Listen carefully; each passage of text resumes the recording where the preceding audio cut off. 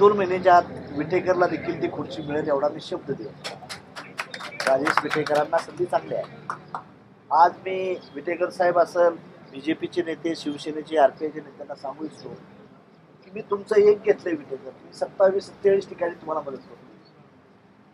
47 ठिकाणी मी तुम्हाला मदत करतो. माझी आपल्याला विनंती आहे की विपक्ष म्हणून या 4 राज्यात मला मान्यता मिळाली. गेली 40 वर्ष मी घरी गेलो नाही. घर नाही, दार नाही, संसार नाही, बायका नाही, लोकवर्गणी तर मी चालवतो, गुप्ते साहेबांना नाही. कारण मला सांगितलं की बरेच उपरा आहे, हे आहे. माझी विनंती आहे, मी एका देशाचं नेतृत्व करतो, एका पक्षाचं नेतृत्व करतो. मला उलट संधी वाटली. मी रात्री येताना 2:10 मी जालन्याच्या समृद्धी मार्गावरून उतरलो. परत नांदेडला देखील समृद्धी मार्ग येतोय, पण विटेकर साहेब परभणीलाच समृद्धी मार्ग काय आहे. म्हणून मला जेवढा विकास करण्यासाठी जेवढा वेळ द्यायचा आहे, मी एका पक्षाचा अध्यक्ष आहे, नॅशनल लीडरमध्ये मी बसू शकतो. मोदी साहेबाला विनंती करू शकतो, अजितदादाला विनंती करू शकतो, एकनाथ शिंदेंना विनंती करू शकतो. माझी आपल्याला विनंती आहे की विकासाच्या मुद्द्यावर मी इलेक्शन लढणार आहे. मी वेल क्वालिफाईड आहे. मला 17 भाषा येतात. 17 भाषा, 27 राज्यामध्ये कमी अधिक प्रमाणात माझं संघटन आहे. 4 नगरपालिका माझ्या गुजरातला आहे. परभणीत माझा एक आमदार आहे, रत्नाकर गुप्ते नावाचा. मी हे नम्रपणे का सांगतोय, ते सारं बनवायला एका दिवसात होत नाही. डेडिकेशन, डेव्होशन आणि डिटर्मिनेशन लागतं. त्या माध्यमातून हे उभा केलं आहे. परंतु या तिघांचंच मी आभार का मानलं, राजेश विटेकरच्या तोंडातला घास काढला असं काही लोकांना वाटतं. विचार आहे, बरोबर आहे, पण मी त्यांची माफी मागेन. बोर्डीकर साहेबांचा देखील क्लेम होता, बरोबर साहेब, बीजेपीचा. नंतर लोणीकर साहेब देखील माझे मित्र, आमचे वडील झालेच आहेत, ते मंत्रिमंडळात मी ते होतो, त्यांचा बी क्लेम होता. पण ज्यावेळेस हा निर्णय झाला त्यावेळेस दिल्लीमध्ये अमित शहाच्या देखत झाला.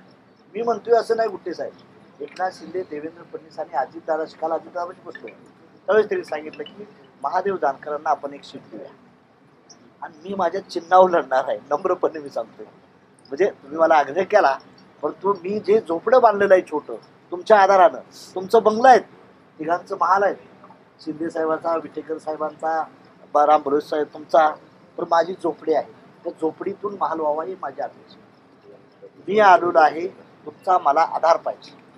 आणि मला पैसा कमवण्यासाठी मी नाही येत, बिलकुल नाही. रेल्वे स्टेशनवर देखील झोपवू शकतो. आणि तुम्हाला आता माझी प्रचार यात्रा कळत. आजच मी विटेकर साहेब तुमच्या इथं असेल नाही तर मी कुठतरी लहानी काकाच्या मळ्यात वस्तीवर कामाला थांबणार आहे. मी काय काळजी करणार. म्हणून माझी तुम्हाला विनंती आहे, विकासाच्या दृष्टीनं माझ्या जे जे होईल, बारामतीला पवारसाहेबांच्या माध्यमातून काही डेव्हलपमेंट झालेलं आहे, रायबरेलीला सोनिया गांधीच्या माध्यमातून झालेलं आहे, आणि गांधीनगर आणि वाराणसीला मोदी साहेबांनी केले आहे. त्याच धर्तीला परभणी नेऊन ठेवण्याचा मी प्रयत्न करीन. एवढा माझ्याकडे नाही पैसा बिसा काय नाही, परंतु हे कसं करता येईल, कसं दिल्लीतून सर्वात जास्त बजेट येईल, नांदेडचा विकास, लातूरचा विकास, संभाजीनगरचा, जालन्याचा विकास होतो, परभणीत का मागे राहते, काय करणार आहे. विटेकर साहेब, ह्याचा अभ्यास आपण सर्वांनी मंडळीने केला पाहिजे. तुमच्या सर्वांची मला गरज आहे. मी जिंकण्यासाठी आलोय, तुमचा आशीर्वादाची गरज आहे मला त्यासाठी. पण माझी आपल्याला अपेक्षा आहे की हे जिल्हा जगात परभणी, जर्मनी आणि भारतात परभणी, कशी परभणी मोठी होईल हा दृष्टीने प्रयत्न करीन. एकही इंजिनिअरिंग कॉलेज नाही, मेडिकलचा पाया आत्ता झालेला आहे. मेडिकलचा होताना देखील मी त्या मिटिंगला होतो. तिथलं माझे आमदार गव्हाणे साहेब होते, सारे तुमचे प्रतिनिधी होते, इव्हन बंडू जाधव साहेब सुद्धा होते, सारे आमदार वगैरे होते. त्या मिटिंगला मी होतो मंत्री असताना. म्हणून परभणीलाच मेडिकल कॉलेज का झालं. म्हणून माझी आपल्याला अपेक्षा आहे की मी ह्या माध्यमातून उभा राहतोय. आज वेळ कमी आहे, 41 दिवस सुद्धा मिळाले नाहीत आपल्याला, मग 31 दिवस सुद्धा बाकी आहेत. आपल्याला साऱ्या ठिकाणी पोचायचं आहे आम्हाला. त्यामुळं आपण सर्व मंडळीने आम्हाला सहकार्य करावं. आरपीआयचं असेल, पीपल्स रिपब्लिकन पार्टी असेल, भारतीय जनता पार्टी असेल, शिवसेना शिंदे साहेब किंवा राष्ट्रवादीनं तर आम्हाला पोटातच घेतलंय. त्यामुळे राजेश विटेकरची जिम्मेदारी आहे, तन मन धन लावून काय करायचं आहे ते निवडून त्यांनीच दिल्लीला पाठवायचं आहे.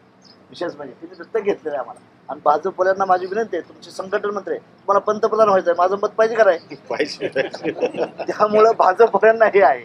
म्हणून माझी तुम्हाला विनंती की तुम्ही सर्वांनी मिळून माझ्यासारख्या माणसाला परकावे करणं. मोदी साहेब गांधीनगरचे आहेत, वाराणसी निवडून आले ना, राहुल गांधी वायनाडला निवडून आले ना, मग मी राज्यातलाच आहे ना. आणि परभणी जिल्ह्यातल्या कुठल्या गावात गेलो नाही त्याचं नाव सांगा 40 वर्षात. कुठलं गाव कुठं किती किलोमीटर आहे. राजेश विटेकरांची सासवडी कुठली ती सांगू का मी. म्हणजे कुठलं गाव कुठं आहे त्याचं देखील मी सांगतो. त्यामुळं असा कुठतरी काय भयकावण्याचा प्रयत्न होतो याचा माझी त्यांना देखील सक्षम आहे, चांगले आहेत, ते माझे मित्रच आहे, त्यांनाही माझ्या शुभेच्छा आहेत. त्याबद्दल आपल्याला वैयक्तिक हेवे दावे करायची काही गरज नाही. आणि लहानी काकांनी सांगितलं की बाबा हे आम्ही राष्ट्रात जो समाज राहतो त्या राष्ट्रीय समाज पक्षाचा पक्ष आहे. मी ओबीसीचा आहे का मराठ्याचा आहे का द्रविडचा आहे का मुसलमान आहे का ब्राह्मण आहे असं म्हणण्यात काय अर्थ नाही. आपण सर्वांनी एकत्र आलो तरच हे विकास होणार आहे. एकटा माणूस काहीच करू शकणार नाही. पण माझी तुम्हाला विनंती, आज तुम्ही आशीर्वाद देण्यासाठी मला खंबीर राहावं. मी आपल्या योजना पूर्ण करण्यासाठी मी कटिबद्ध राहील. सर्व साथीनं महायुतीच्या माध्यमातून साथ मिळावी हे सर्व युतीच्या. एका वेळेस कुठतरी समोर आमच्या मुठे साहेबाकडून आमच्याकडून कुठतरी होईल, एखाद्याचं नाव राहील. त्यामुळं नाराजी मी आताच माफी मागतो तुमची सर्व नेते मंडळांची की कुठं काय होत असेल तर. म्हणून राजेश विटेकर तुम्हीच समन्वय घेऊन काका तुम्ही मंडळीने हे करण्याचं काम करावं. आणि आपण सर्वांनी 26 एप्रिलपर्यंत कसं मतदानाच्या दिवसापर्यंत आपल्याला पोलिंग